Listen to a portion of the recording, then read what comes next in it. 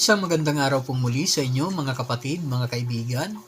Muli po nandito si Balintataw ng Agila upang kayo po ay handugan ng isa na naman pong tula.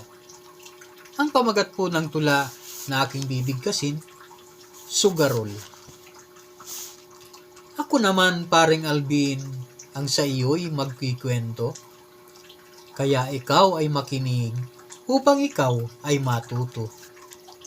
Hindi kasi madali ang gumawa ng isang kwento. Yan ba pare ay maganda? Ayusin mo, paring Marco.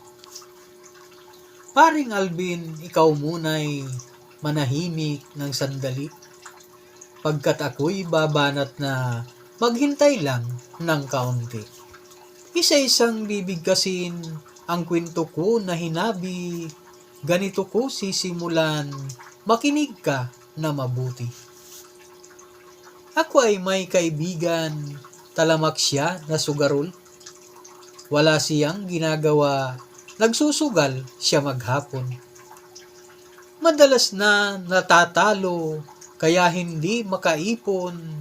Pag kumain nakakamay, walang kutsa ratinidor.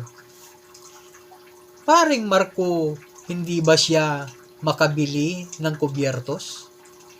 Yun ang tunay, paring Alvin.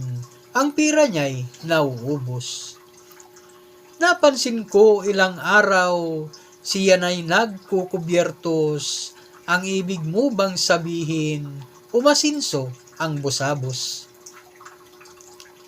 Diyan ka pare nagkamali, siya'y hindi umasinso. Pagkat lalo pang nabaon at naghirap pa ng tudo.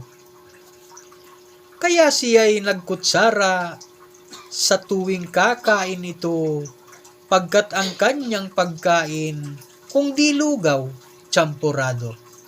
Salamat po.